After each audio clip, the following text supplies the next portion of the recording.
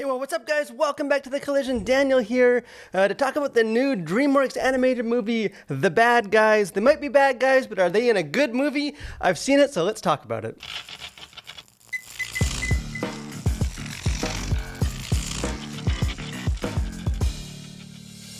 So this is a movie I was aware of. It's been previewed before other movies, but it really doesn't seem like it's got like the marketing push. It's not everywhere like some of these big animated, especially one from like DreamWorks, and even some of the first like trailers and stuff for this almost look more like something you'd see in like a Disney Plus or like a show rather than like a big theatrical release. So I went in not really knowing a whole lot about this movie other than kind of the premise that there's a bunch of bad animals and apparently they're being bad. And my assumption was that they would become good at the end because this is a children's movie. So I went in pretty fresh, not knowing as much as I usually know for these movies. And I will say that I was very happily surprised that this movie is great. This is one of my favorite animated movies I've seen for quite a while. And I've seen a lot. I have kids and a lot of them are just not good. They're painful to sit through. This is not one of those movies for a lot of reasons that we'll get into, but this movie, if you're not familiar with like the premise of it, is very much like a classic heist film. Maybe the best way to describe it is it's sort of like Zootopia and Ocean's 11 kind of combine, and you have a heist film where there's like real people, but there's also like sentient talking animals, although not all animals because they're still like pets and stuff, and it's weird, doesn't make sense, but it doesn't need to make sense because this is just a fun movie where these sort of notorious villains, this crew, which are all like the animals that we're afraid of in real life. There's the wolf and a snake and a piranha and a tarantula and a snake. And, the world looks down on them and they're scared of them. And society, the pressure of society has turned these people or these animals into villains. So they're these notorious criminals. They're going out robbing banks. They bite off a little more than they can chew. They get caught. And kind of the premise of this movie is that in order to kind of have their record wiped clean and released back into the wild of civilization, they got to prove that they are actually now good guys and they can do good things, and they've had a change of heart.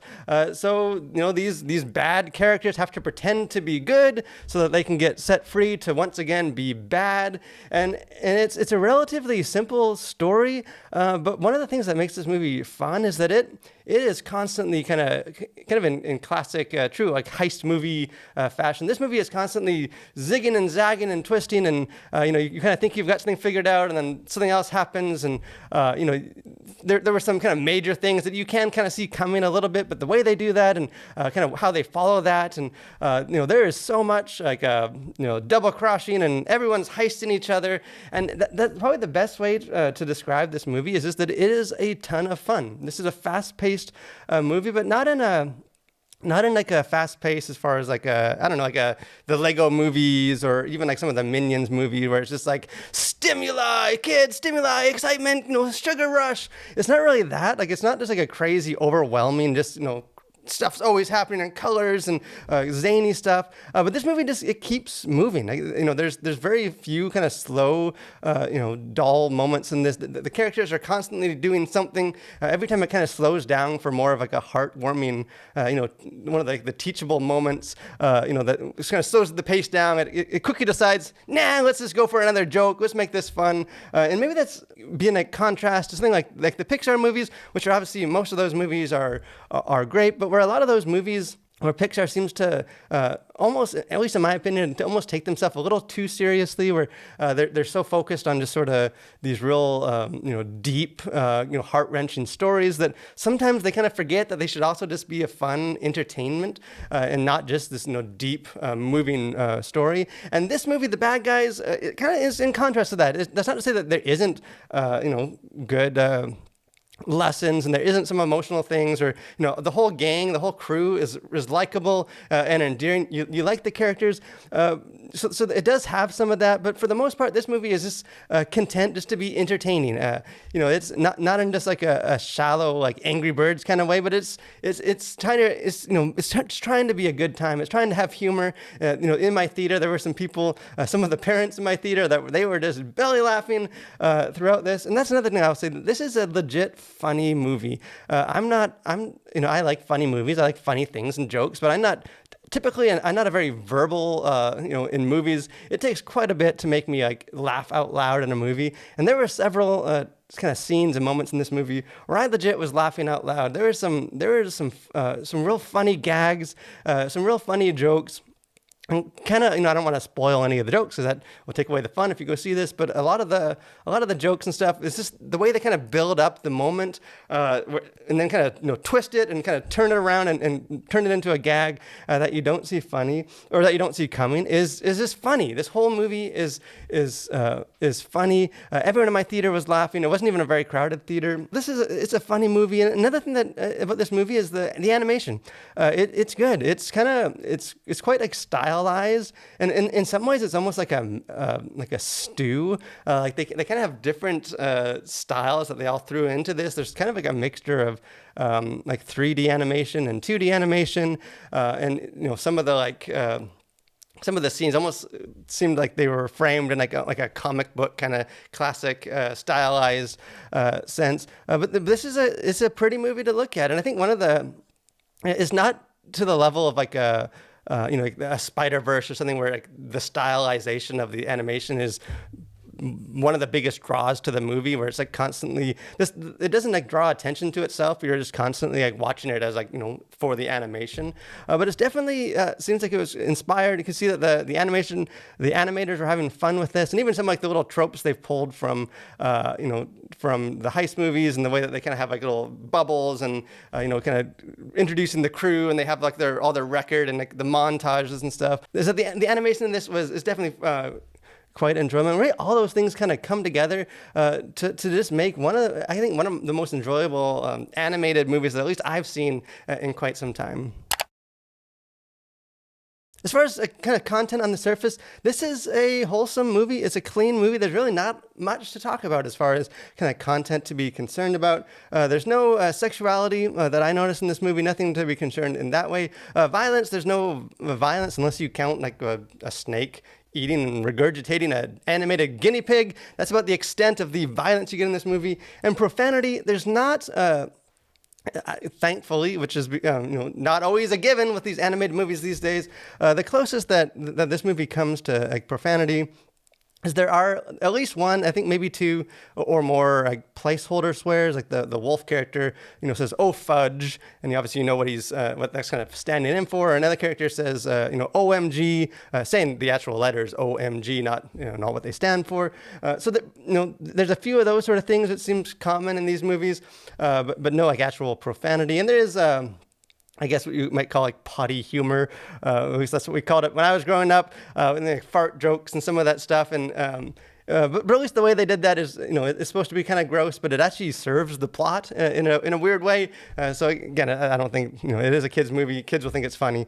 So other than that, really nothing to be concerned about as far as content goes. As far as kind of themes and what's going on in this movie, really the main theme that this film wrestles with, or I don't know if wrestles with this isn't necessarily a super deep movie that's grappling with philosophical moral issues. This is a fun heist movie that's animated, but it is, I think the question that the movie asks, at least, is like, what does it mean to be good? You have these bad characters that are kind of tasked with being good, and having to like at least prove to the world that they're good. And the film kind of shows this. I don't know if it always lands as far as super clear with sort of how it wrestles with and how it depicts sort of this question, which I actually enjoy because I think it kind of takes a little more nuanced approach. But kind of the idea of is being good just doing good things, or does it also matter like why we do it and how we do it? And that's kind of what these this crew of characters, the bad guys, when they're trying to become the good guys, they're kind of doing these things that are good.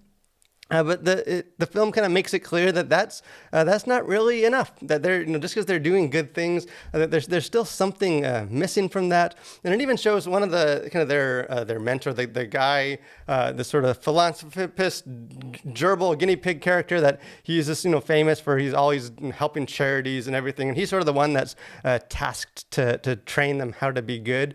And you kind of see like the contrast to him as he's sort of recognized in this little world for being like the epitome of what it means to be a good guy. Yet he's kind of selfish. He's doing it for his own kind of, he likes the attention. He likes the feeling that he gets when he's doing good. So I do think that there is.